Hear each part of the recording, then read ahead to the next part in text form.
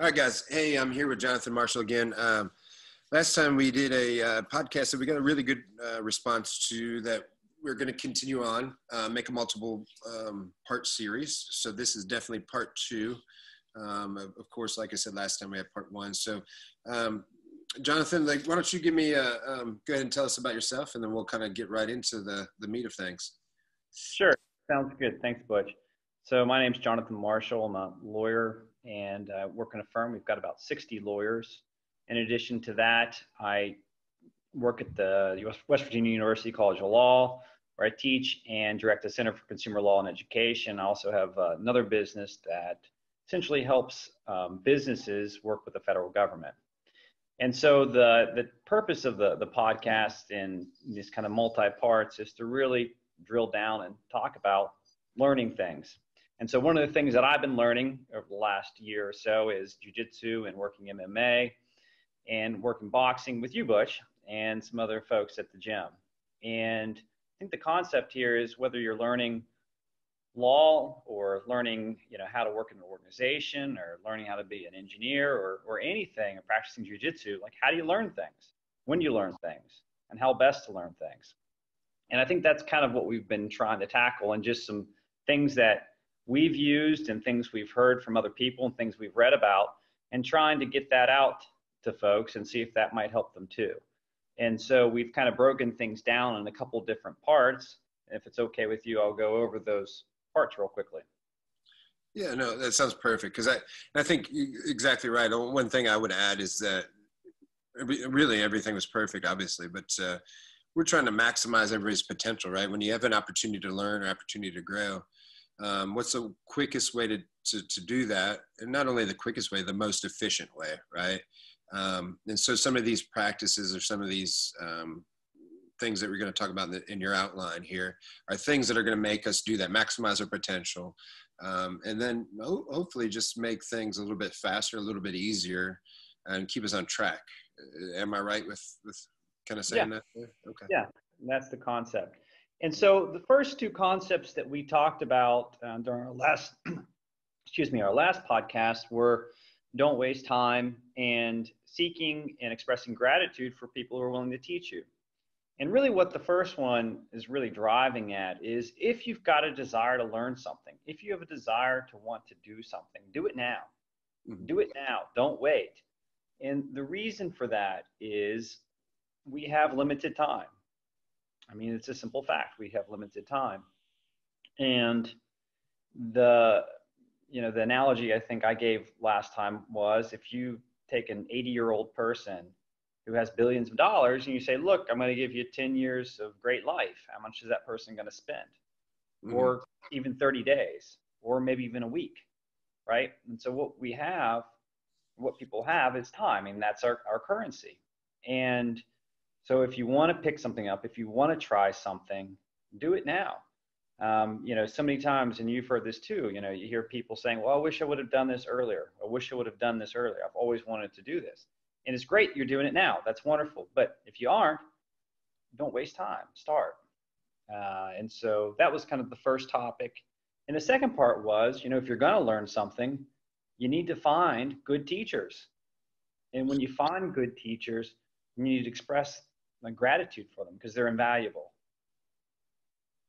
How do you know, and that's a good point. I don't know if we talked about that a lot last time, but here's what I noticed in martial arts, because that's, one of my fields of expertise, is that a lot of times people enter a gym and then it almost becomes tribal to an extent. And what I mean by that is that they're going to live and die by this team for no reason, really.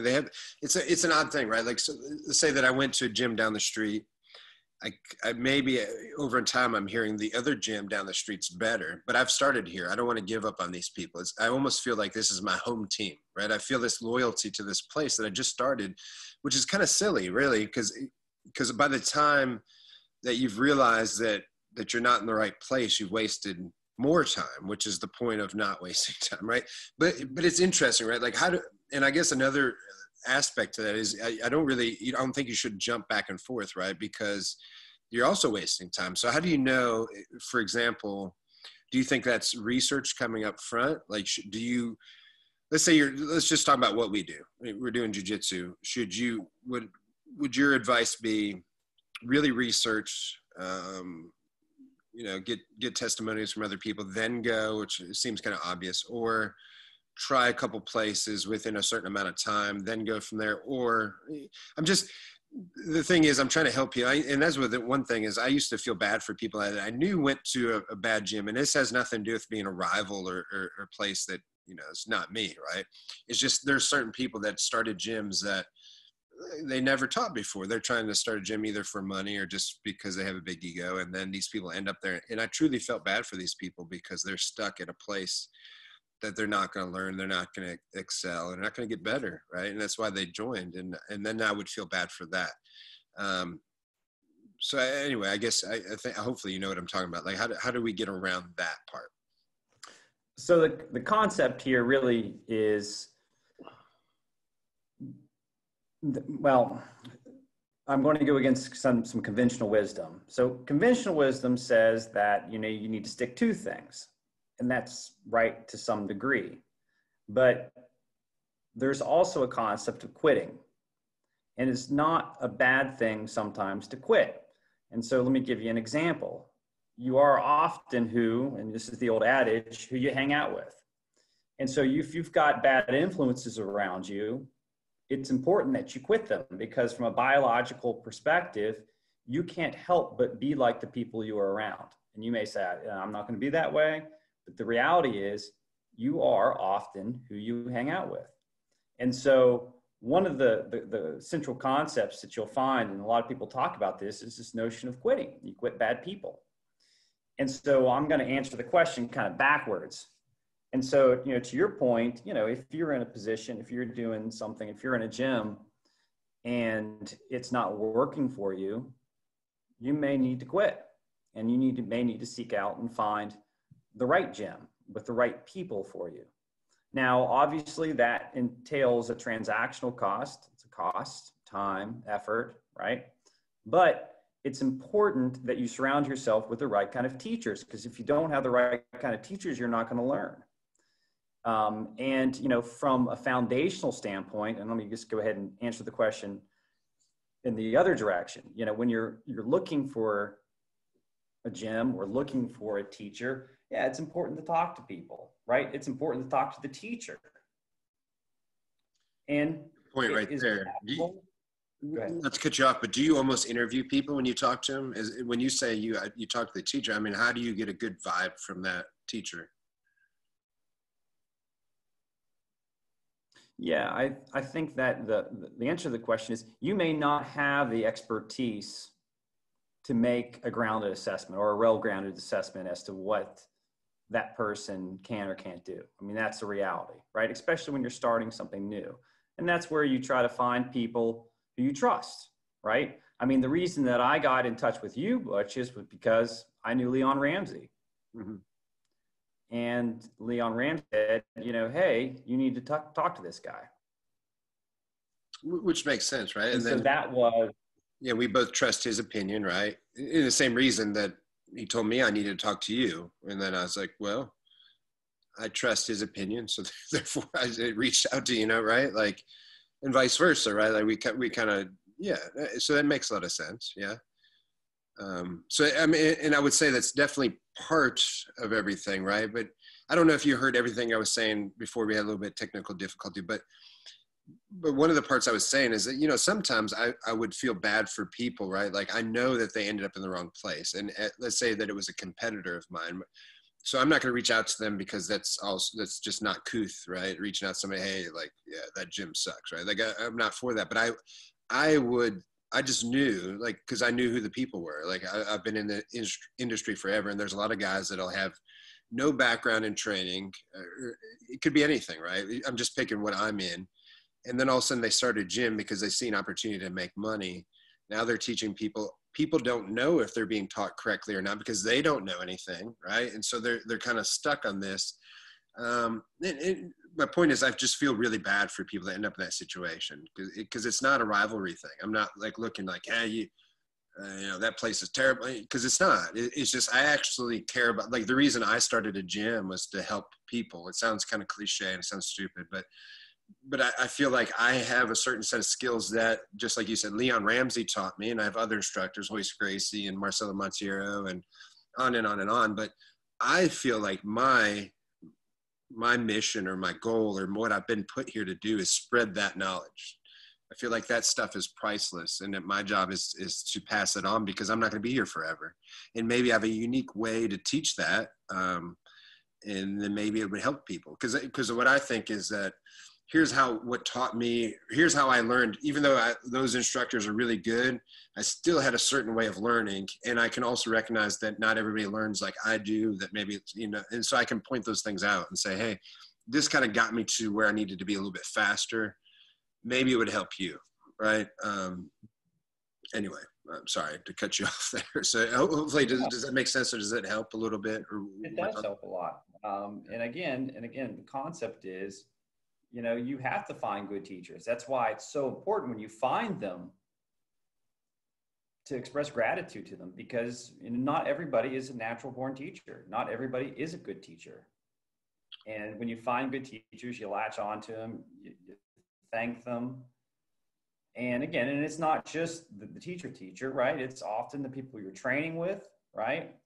I mean, you can learn from all sorts of people. And so it's, for me, it's been the entire package, training with you, learning from the other guys at the gym, right? It's a great combination. Mm-hmm. But it's the same. And I think because the environment that we're in, we learn from each other. Like I learned from you, like we sparred today and worked out today, right? But the entire time it's a give and take, right? Like you do something and I was like, man, that's, it's cool what you did. Or, here's what I'm trying to do and it's not working. And so we're learning the entire time. Right. And to go what you're saying, I thank you for that immediately. Right. Like if you hit me or do something, I said, man, that's cool. Like, cause a lot of times it's funny, right? You and I will hit each other, do what we're supposed to do. And we say, sorry. And then we usually say, like after I tell you sorry, you say, no, it's okay. Like, it's fine. Like, that's what you're supposed to do. Right. But it's the thing, right? Like we're expressing gratitude, not because we know that it's a system that we need to do. We luckily, these are things that are instilled upon us, but that increases our training and learning, because what does that do? That motivates me to do better. Right. Like, because if you're like, hey man, thanks for doing that. Or man, I screwed up here. That was really nice. Then it festers a positive attitude that increases our training. So then all of a sudden we're happy, we're both smiling. Yeah. I sent you some pictures today that I thought really cool. Like some you looked really intense, like you wanted to kill me, but most of the time, like we were smiling, right? Like, and I think that's awesome. Like most of the time I get sent pictures of us working out, any of us, it's always, us smiling at each other. Even the infamous picture that nobody's going to see, but that you and I were talking about with Ethan, right?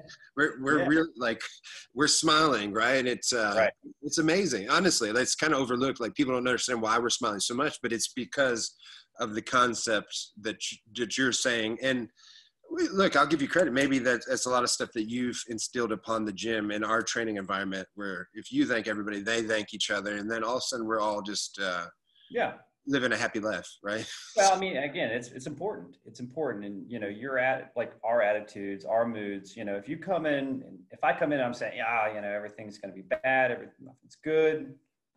And that's going to, it actually kind of ties into what I'm talking about. I think our next point, which is really consistency in habits, right? I mean, and that's kind of the bread and butter of, in my opinion, learning anything. It's being consistent, but also developing good habits. And using actually our natural biology, neuroscience, to help us harness good habits and consistency. And that's kind of, I think, the topic for today. And maybe we could dive into that. It is. And let me bring this up right away, and maybe to help frame what you're going to say. But you've done a really good job of, here's one of the things I think I do good as a so-called trainer. I turn the reins over to you early on the group of, you pick the time and you just text all of us. We have a little text string. And John writes, every day, 4:30, 4:45, typically between those two times, right? But what that does is we know every day it's going to be 4:30 or 4:45, right? And so all of us are just kind of waiting. There's not that big a difference. That's 15 minutes difference. It's not going to change our day, right? And if somebody says, I can't make it till this, they show up late, just like a friend of ours showed up probably 30, 40 minutes late today. But it doesn't matter. We just know that we're going to be there at that time. And so what's happening now is that group's grew. It was me and you, and it was then we added maybe John Page or somebody like, we added a couple friends, and now it's pretty much a group of, I don't know how many people are there. Let's say like 10, sometimes more, and it could grow even more. I don't tell everybody. There's a reason I don't tell everybody, because there's a certain kind of vibe and a certain kind of learning experience I want to have. But that's besides the point. The point is that you've done a good job of making that a consistent behavior that now after, I don't even know. Did we start before COVID? I think we may have. Maybe we were starting it. Very close. We had to kind of do the hiatus for a while.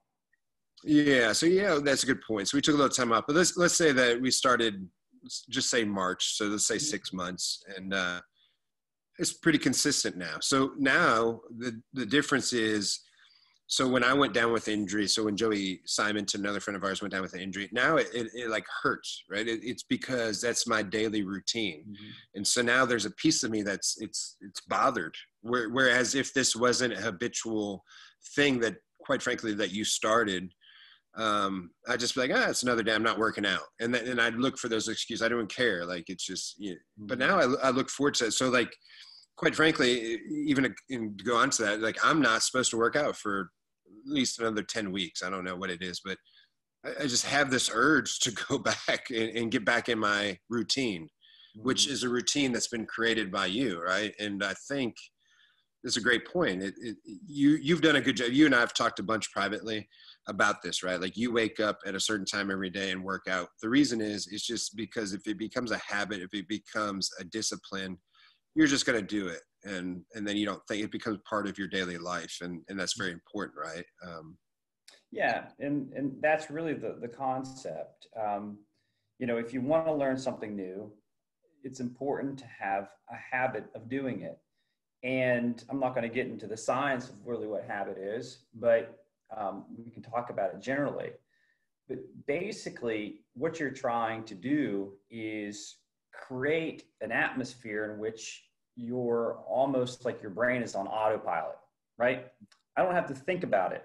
Meaning, I know as part of my routine, I'm going to do X at this point during the day, I'm going to do Y. And that's great, right? Because it becomes that routine. How many people, do you actively have to think real hard? Okay, in the morning, I'm going to take a shower. I'm going to brush my teeth. You just do it. You put your clothes on. That's a habit. Mm-hmm. And so if you can work in, for instance, an exercise routine or learning a new discourse or learning something as part of a habit, then it becomes that much more powerful. It becomes that much more ingrained. And a habit develops through routine, and there's nothing wrong with habits, right? I mean, again, there are some bad habits, of course, but if you can create a good habit, then it's a great thing to have, and it's an important learning tool. And so, one book I'll throw out there that really kind of drives this point home is a book called The Power of Habits. And it's a great book, and it tracks how really successful people in various discourses have used the power of habit to really excel in a variety of environments. One of the classic examples used in the book is swimming by Michael Phelps, an Olympian world-class swimmer.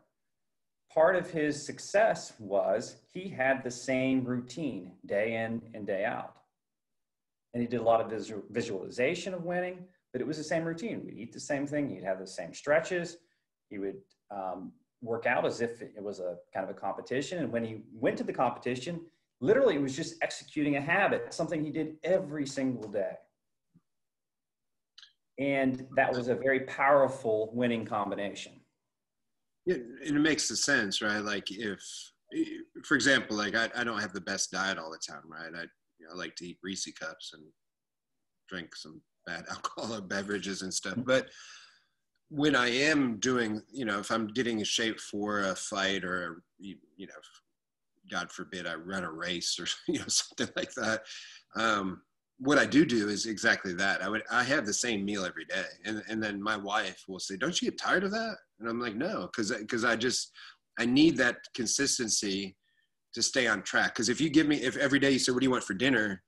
Every day I have an option, so that creeps in my mind. Like, some of those thick Reese cups would be good for dinner today. I mean, it's always in there. Don't give me the option. Just throw it in there. And then I do it, and I know that's coming. I know that at 6:00 I'm eating whatever it is. You know what I mean? And that helps me a lot too. It's the same thing. If I almost don't change, and I'm not saying that's good. There's, just like you said, there's like a lot of science behind a lot of things, like working out. Like, you need to mix things up, confuse some muscles. You need to do this and do that. But in general, right? If the same things are happening every day, you can deal with the details later, right? Yep. And it's that power of habit. And, when I was running marathons and ultras, I would eat the same thing for the race, because that was the habit. And I knew how I was going to react to it. And I wanted to have the same routine because the routine worked. So why should I have a different routine? And that was important. My morning ritual before the races was the same, right? My strategy during the race was pretty uniform. I mean, it might depend a little bit on the distance I was running, but I knew what my strategy was going to be, and I executed. I didn't have to think real hard about it. I just did it. Mm-hmm. And part of that was just by doing it over and over again, and a lot of trial and error. But once you find that habit, if you will, it's important to follow it. So, I mean, just because that's our commonality a lot is working out, right? And jiu-jitsu in the gym. So we always talk about that, but how do you transfer this to your actual job? What makes you, right. I have certain habits that I have at my work. So one of my habits is every Sunday I go in my office, and every Sunday I'm a lawyer. I've got cases at all sorts of different stages, different deadlines. I have cases that are essentially happening all across the country, and I've got various teams that are working on those cases. Mm-hmm. What I do on Sunday is I get a handle on what's happening. I get a handle on all the deadlines that are coming up. I get a handle on what people have been doing, and I set priorities for the week, and I set priorities for the month, and I'll set priorities even kind of further out. And it's kind of like my weekly review, right? And it takes me a couple hours to do it. But what I come out of it with is a detailed list for myself, a detailed list for other people, and I'll fire out priorities to my team members. Like, this is what we need to get done. This is what I need information about this. And that happens every single Sunday. Mm-hmm. And then when Monday rolls around, I have about 8 standing calls, maybe not that many, it depends. But I'd say, roughly about 8 on Monday morning, or not Monday morning, but throughout the day on Monday. And it's, various different people. Some, the first meeting that happens every morning at 8:30 is a call with my equity partners. And we're going over, what do we need to take care of? What's everybody's update? It's a pretty informal call, but it happens every week at 8:30. And then it goes from there, right? I've got teams that are running cases. I do check-ins with them. We're going over our task list, make sure that we've got our priorities straight for the week. We've got our priorities straight for the next couple of weeks. And it just goes on like that. And I do that every single Monday. And so what that does is, by doing that, it helps set up the rest of the week, if that makes sense. It does. So that's habit, right? That's the routine. So in essence, and this is something that I need to learn too, is do you plan your week on Sundays, or, like every Sunday you're thinking what you're going to do Monday through Friday the next week or whatever? Or again, even further out, right? Because there's obviously a lot of long-term goals and long-term issues I have to deal with. But what it allows me to do is, without the interruption, without the phone calls, without the emails, is sit down and plan and think and figure out, okay, well, what really needs to happen? What's going to move the ball? What do I need to be focusing on? What do others need to be focusing on? Well, then it makes a lot of sense. So on top of that, now, do you do a daily checklist that you do check off? Is that another thing that's No, so part of that is I don't have one with me, but I'll yeah. literally have a sheet. I'll have my priorities and I make a list. I'm a, You do I'm a it list person. every I day? have my own personal lists, and then we have, for all the various cases that I'm running, we have task lists, Hmm. right? Which help, and that's another habit, right? Not only are these weekly calls habits, but also the documents that flow from them, which are checklists, they're also habits. So Hmm. that we all know, every team member knows what, this is what needs to be done and who's going to be doing it. Yeah, well, that makes a lot of sense. I mean, so I don't think you heard me. So, but so do you do that every day? Or are you okay? So I usually have my checklist is usually developed on Sunday for the week, and then I'll add to it.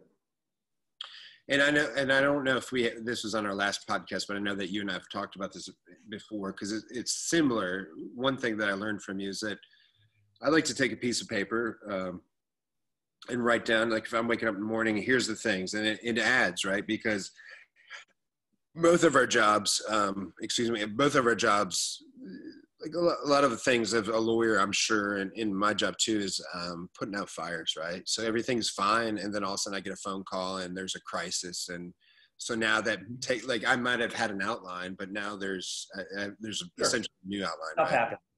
Yeah. Yes.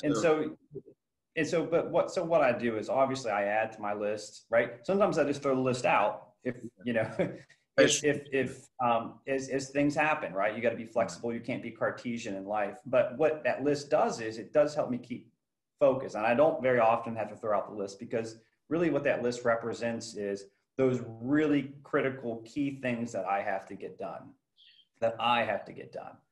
And having that list there helps me focus for the week, especially on really what's important to advance the ball. I mean, it's in today's day and age, you get lots of emails. I get tons of emails, right? Sure.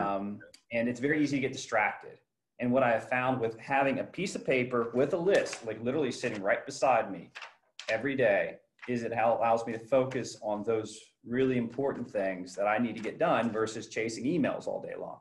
And again, it's not to say that, things happen and obviously I do add to the list and, things change, but the importance of the list is kind of focusing on those really critical tasks. And it's not like thousands of pieces of paper, it's one. Well, yeah, and I think you do similar to what I do, maybe on purpose or maybe not, but I like a paper list. Do you? Paper and pen? And the reason is I think because I'm on email and I'm on my phone all day. So if there's a digital list, which I've downloaded every app, I've checked everything off, and it just doesn't work for me. It's because it's another thing in that thing. And sometimes I just want to put my phone down, right? I want to get away from that, so paper works better.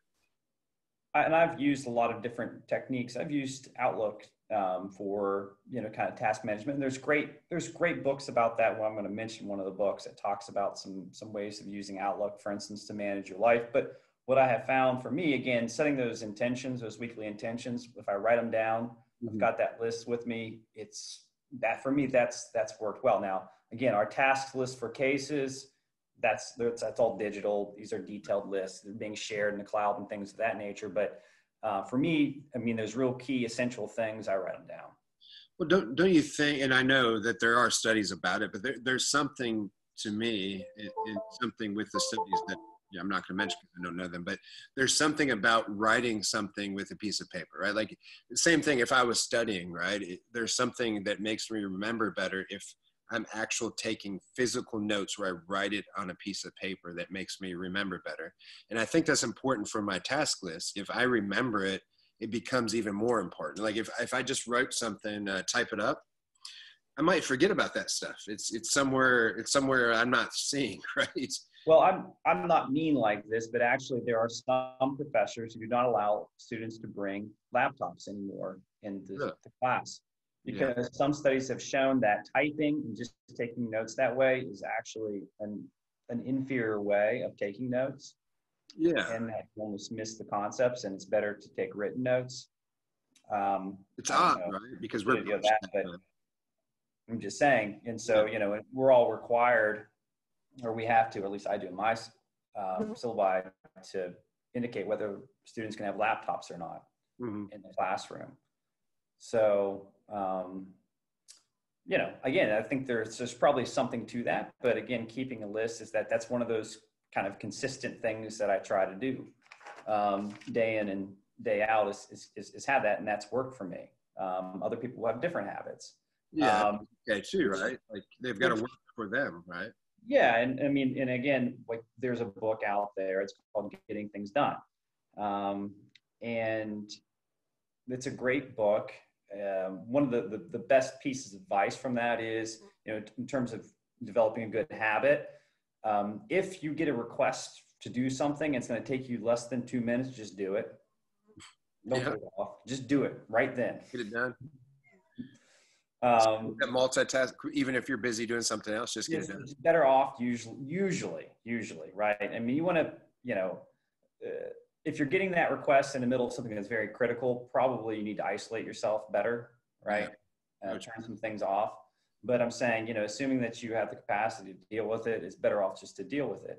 But, getting things done, it talks a lot about using Outlook to kind of help manage your life, zero inbox type things. But, that's also just developing good habits, right? The book's entirely about developing habits. And so one habit that I've developed from that book is just that 2-minute rule. Mm-hmm. If it's going to just take me, less than 2 minutes to do something, just do it immediately so I don't have to worry about it anymore. Well, yeah, going back to even the first podcast we got, like it was really about always learning, right? And the consistency of continuing to learn. Mm-hmm. But and that's what I've noticed with the books that you brought up and some of the things that you brought up is that that's part of continuing to learn. Like, because you say, well, here's what I do. And then I'm sure at some point you read another book and they said, hey, well, why don't you add this in? Yeah. And if it worked into your model, because it's trial and error still, right? It's still, the concepts are the same. They don't change, which means the consistency in building a habit. But upon those outlines, if it's like, hey, look, if it takes less than 2 minutes, get that done. So that's still in your outline, right? It doesn't mean, and I think that's important because there's a variability. I don't want people to think that you got to be so rigid, right? Like every Monday I do this and that is important. That is part of the habit, but there's going to be things. And I guess that's actually the point I'm trying to make. It's hard to think of, but don't get derailed. I have a habit, like if I'm not real focused, where I get derailed, right? Like I have everything in place. I've got the outline in place. I got everything in place. And then, like I said earlier, there's putting out a fire. I'm like, man, I got to put everything into this. And then I've gotten derailed. And sometimes you'll get deflated, right? It's okay to get derailed. And I still have a list of things that that I need to get done. Typically I'll carry that on to the next day and it's fine. I just add it to the list of stuff I got to do. But sometimes, and I actually talked to a lady at the gym today where she's got the problem with the same thing that I do. Sometimes their negative energy will derail me so much that one little thing will just screw up my whole day. And I focus on the little bad thing, right? Yeah. And that's not good too. Do you have any tips, I guess, is what I'm asking? What led into this conversation about consistency, I was kind of starting to talk a little bit about mood, mm-hmm. and a mood in the gym, for instance. Like what kind of attitude do you bring into the gym? And just like there are consistency with habits, and again, I'm not advocating any particular type of habit or any kind of particular approach. I'm just telling you what I've developed through some trial and error. But one of the things that's been very helpful to me is actively managing my mood, how I feel about things, mm-hmm. and actively managing, when I go into the gym, when I am in a position where I have to learn, putting myself in the right kind of mood to learn. Mm-hmm. And so if I'm in the gym and I'm learning a difficult concept, if all I'm thinking about is, gee, something bad happened at work, something didn't go right, then, it's just going to compound the difficulty of learning, a difficult move, right? And then it's going to put me in a bad mood, and maybe it might put my training partner in a bad mood because, I'm not giving my 110%, and maybe it puts my teacher in a bad mood. It can really reverberate, right? And so one of the things that I've found to be helpful, a good helpful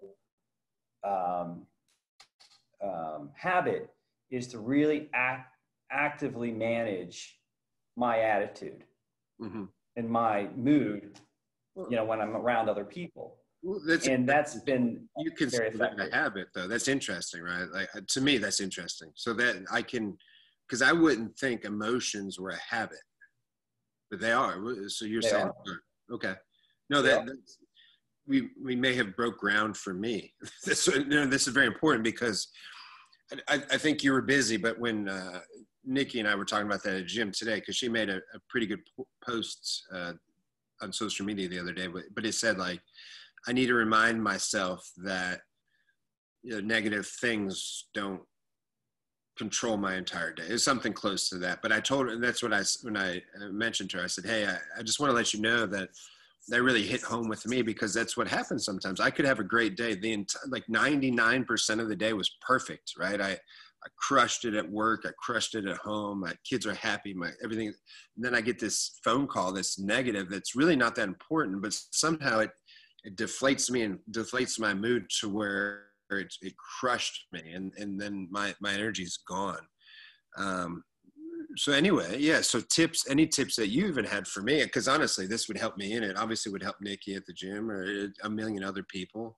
How do you maintain that, or how do you make that a habit? Like when you're saying like it tells me I need to make my attitude better, right? I know that. But I sit there and I'm in a bad mood. I'm upset, and I'm like, hey, look, man, the rest of your day was great. It doesn't matter. Like I still go to bed mad. I'm saying, like, it doesn't matter. I might wake up better the next day. Whatever. But I just don't want to be like that. I don't. It's not fair. I know it's wrong, right? So if you have tips, it'll help me. It'll help a lot of people, I'm sure. Well, I mean, one of the things I had to learn as a lawyer is there are people being paid a lot of money on their side to ruin my day, every day, each and every day. Yeah, that's true. That's a good point. I deal with problems, lots of problems, terribly difficult problems that other people can't answer, or else they wouldn't ask a lawyer to try to help them. Mm-hmm. And so if I took that mentality, meaning, bad things happen, or bad things are going to happen, or, there's all these problems. I like problems. Problems are good. If weren't problems in the world, I wouldn't have a job. And I like solving people's problems. I like helping people with their problems. But I think more specifically to your point, I work very hard to compartmentalize things. Mm-hmm. Work is work, training is training, learning is learning. And if I let those, family is family. And so if I have a bad day and I let that infect my time with my family, then I go back to number one, I'm wasting time, right? Because I'm not being a good dad, right? Because I'm mad, I'm angry.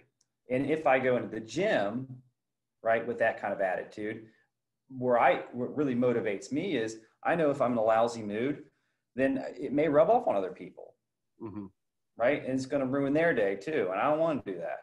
And I also know that I can't learn if I've got a bad attitude about it. Not a bad attitude. I shouldn't say that. It's just a bad mood, right? It's just like, you're right. You come in, it's like, things aren't good, whatever. No.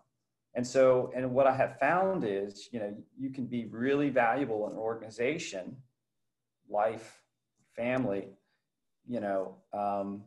by just simply, focusing on what kind of mood you're conveying, because it was back to like, you are who you hang out with, right? Yeah.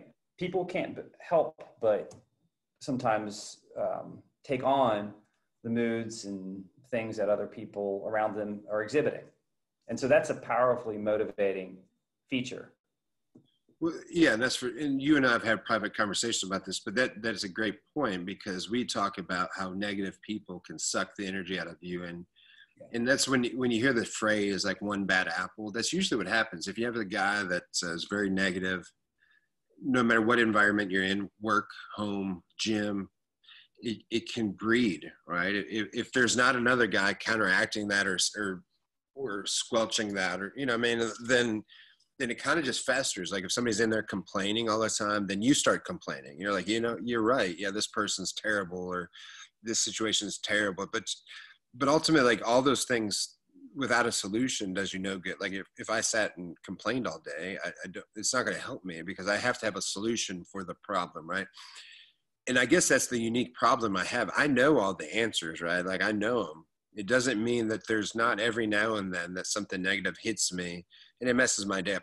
I'm also pretty good about doing what you're saying. Like the downside is, and I guess that's the difference. Like I don't know what people feel internally, right? Like I can put on a good act, right? So like something that we just talked about could screw up my day. However, when I go to the gym and teach, I know that it's time to be on. It's time to be a guy that's happy and loving. And so I'm nice to everybody. Nobody knows, right? And so I do the 2 hours at the gym. I get in my car, and I'm like, F this, man. I'm saying I'm back to and maybe that's something that everybody deals with, and they probably do. Because that's the funny thing is a lot of times, look, everybody deals with the same problems. We think we're unique in some way. I just wish I had answers for better things. And again, that's why I was talking to the girl at the gym today, because it's the same. It was nice to hear somebody express it in the same way that I think. Like it's nice to hear you say that you had a great day and one little thing screwed up your day and it's kind of messing up your head. Because I'll do that, and I can fake it till I make it, and people don't know. I just wish I didn't have that internally. And you know what? Here's the other thing. You're right. I compartmentalize, and it looks good. And typically, I wake up the next day and everything's fine. I just wish I didn't have that. However, I do know, and this probably adds in, not to go back to what we talk about all the time, but truthfully, if I can just get it out of my system by a hard workout, it leaves my system, and I know that. But I still don't do it half the time, right? Well, I mean, and that's part of you've asked me what motivates me. I mean, part of the reason I like to learn things is because it is the exercise, the process of learning. It actually makes me happy. It makes me feel good. I feel great coming out of a workout. I sometimes don't feel so hot coming in, right? Yeah. But I feel, universally, I feel great coming out of a workout. And I don't care what terrible things have happened through the week or during that day. I feel good. And that's, again, is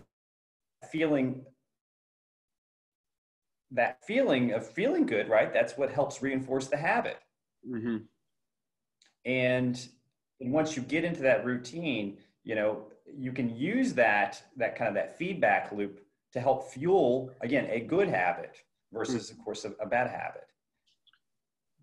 So are there tips to make that, I guess, to kind of bring this around? We don't, not even to bring it home, I was going to say, because it doesn't mean that we're going to stop. But so what are your tips? Because obviously we talked about you outlined this as consistency and habit. So is it really, that's what you're saying? Are you saying that you should schedule something at this time every day? Let's say a workout. We know that this workout, let's make an example of you, right? Like you are at the office, let's say 9 to 5. It's probably different, right? But let's just say you're just at the office. But we know at 4:45, because we talked about earlier, that's when we're going to hit the gym. We're going to spar. We're going to do jitsu. We're going to do all those things. That's what's clearing your head in order to go back home to your kids and your wife and everything else. Mm-hmm. So it has to be a habit, and quite like you've got multiple things that clear your head because you have such a successful, stressful job, meaning that you go to CrossFit in the morning, that gets your workout out of the way, that gets your day started right. You've gotten that out of the way. You used to, I don't know if you still do, but maybe you ran at lunch also. Not so much anymore. Yeah, well, it's hard when we're all beat up, right? But then you come to the gym at 40:45, and sometimes lately you've been staying a little bit extra and stuff. But would you say that's all the things that you need? Because it's evolved over time. I've known you for quite a while, right? It does, and it changes, right? And I typically get to my office pretty early in the morning, right? Which is, right after kind of an early morning workout. That's what works for me. I mean, there's another book out there by Hal Erod, Miracle Morning, right? And it's kind of I think one of the best things about that book is just having a good morning routine, right? Mm-hmm. He talks a lot about, how you can have a good morning routine. Part of it's getting up a little bit early, getting some exercise in, setting some intentions for the day, and some other things, but it's like getting the day started right? And after you've done that, right, and there's things that are completely within your control. You can get up, you can go to the work, go get your workout, go get your morning set out right. Hey, that's win, win, win. You've already started winning for the day. Yeah. Right. So why can't you continue winning for the rest of the day? And so, for me, my schedule has changed. It always evolves. It used to be I was on the road a lot, not on the road like I was because of COVID. But what that's allowed me to do is, I can get in my office very early in the morning, get a lot of stuff done. It allows me to free up, go to the gym in the afternoon, 4:45, work out, spend some time with my family, maybe get back on, take care of a few things at night, and,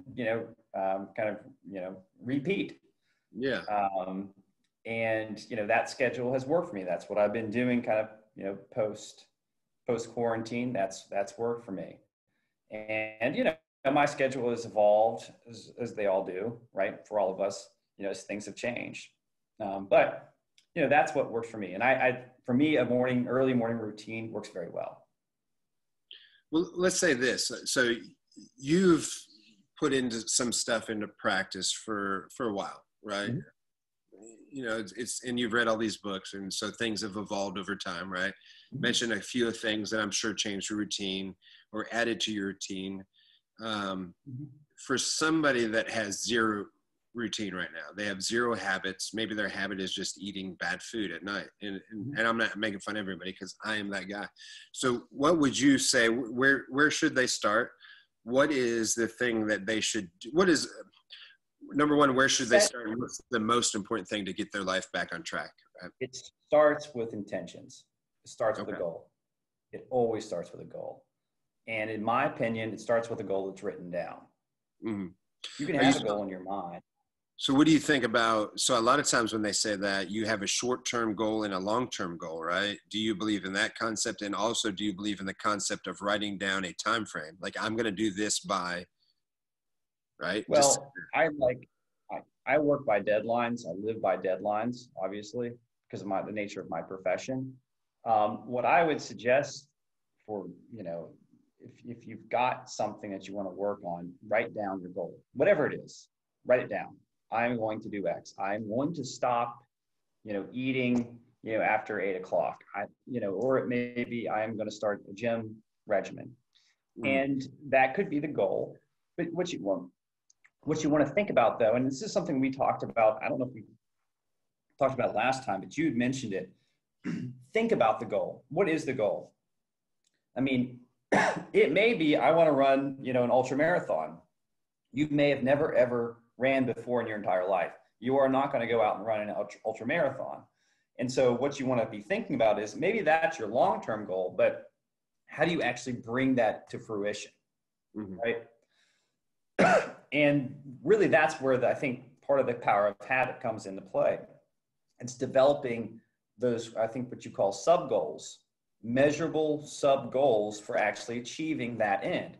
And so you were giving an example of somebody who said, okay, you want to start a workout regimen. Well, set a very reasonable goal and say, I want to be consistent about it, but, I am going to, for instance, for running, I'm going to run for 10 minutes. That's it. Mm. That's my goal. Yeah. And, and 10 minutes is not a terribly long period of time, but it's not a short period of time either. Yeah. And so maybe, week one, you focus on, getting 2 or 3 runs in for 10 minutes a piece. And maybe week 2 is 15 minutes. Mm-hmm. And then it's 30 minutes, right? It's 40 minutes, 50, 60, right? Yeah.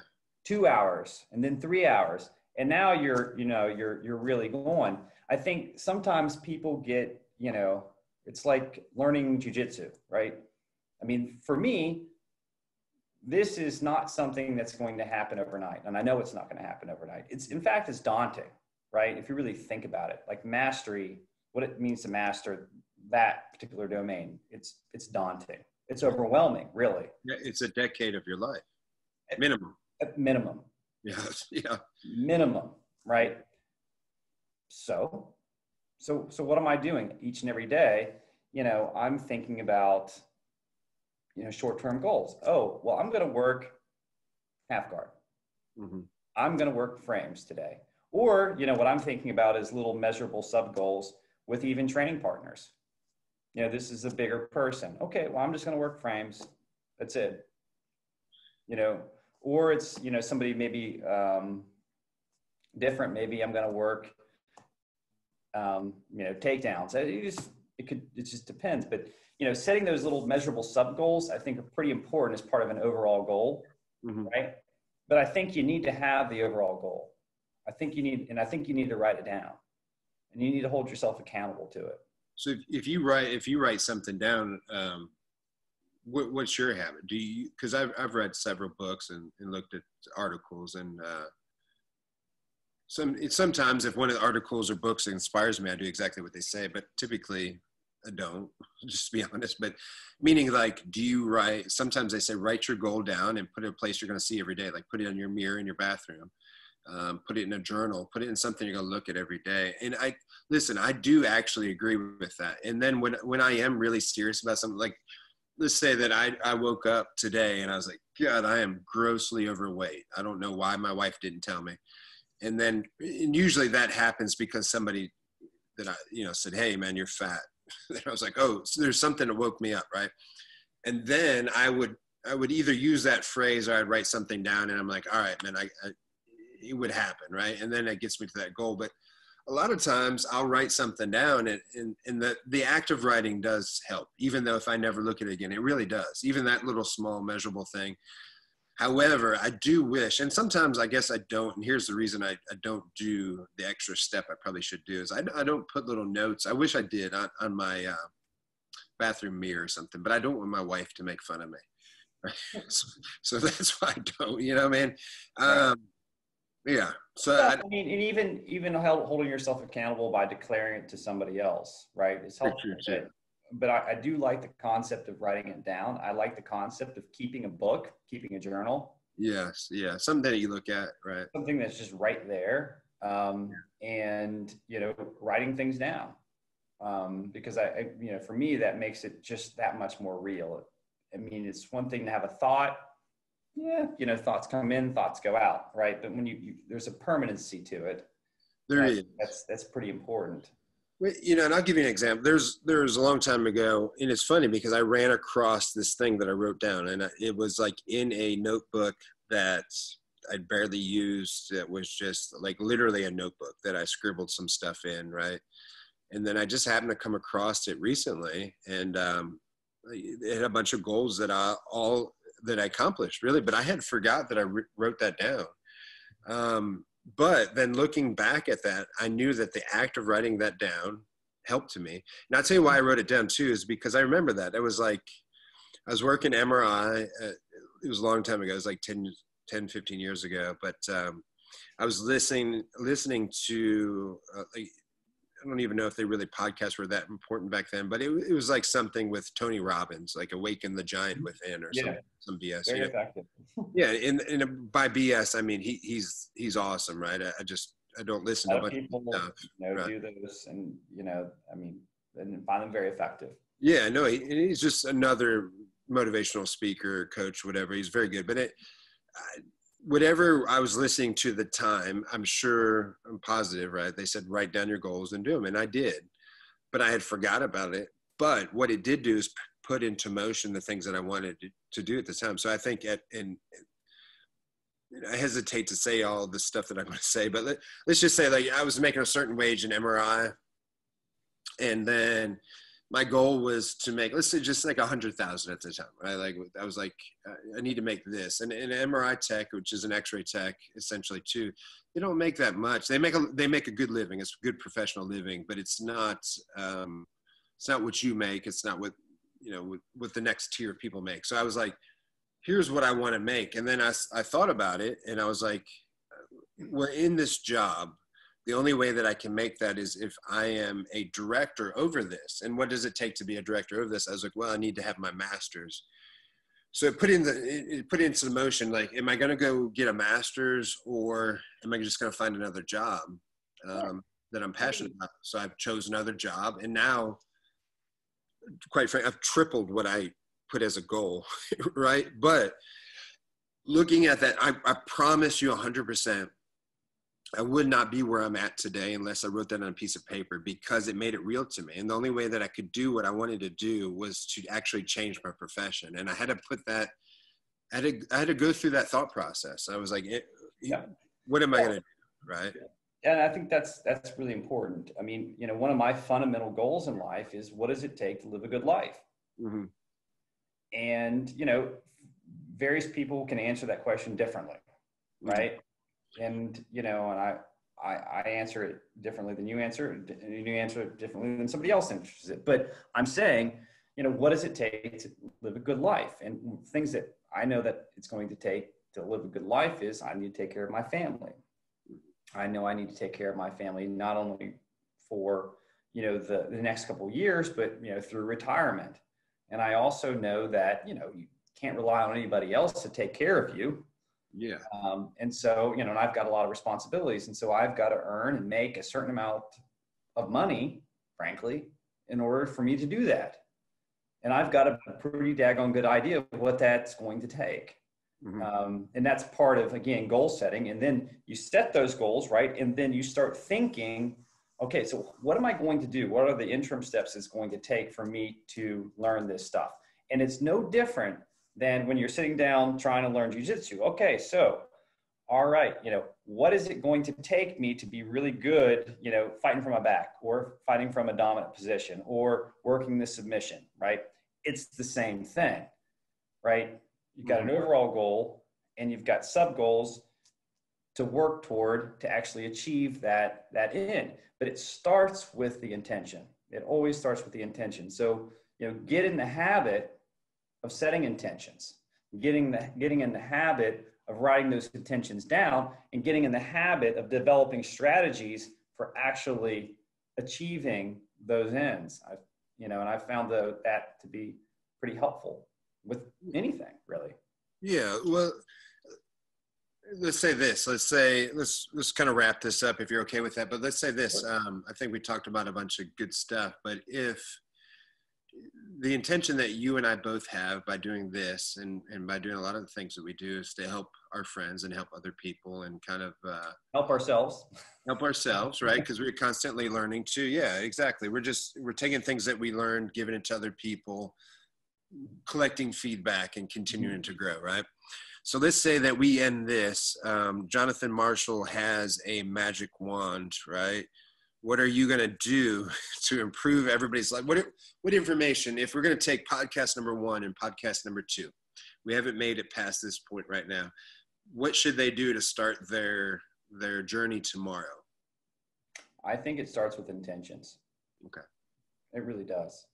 Mm-hmm. That's the foundational point. And setting them down on paper and holding yourself accountable to putting in motion the things that it's going to take to actually achieve that intention. Mm-hmm. And walking through kind of the list, as we've talked about, you write it down and you stop wasting time trying to not achieving that intention, right? You get at it, and you find the people that you need to associate with in order for you to fulfill that intention. Because the reality is, in life, whether you're trying to learn, you know, MMA, or you're trying to be a great lawyer, or anything else in life, you have to have teachers, and you have to have people who are willing to teach you, right? And you develop good habits after that, right? Yeah. Good habits in learning, good habits in developing, identifying strategies for achieving those intentions.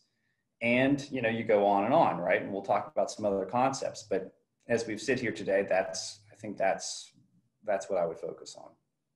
I think that's perfect. I think it's a good time. I think that obviously we could talk about this forever, and we're good. Clearly we're rambling on a little bit, but I appreciate that. And honestly, so let's end it with being consistent, making habits. Those habits are going to make you a better person. I appreciate everything, and just knowing, like I said, from seeing stuff in real life, that you've made all of us a better person by making us having a habit of working out a certain time.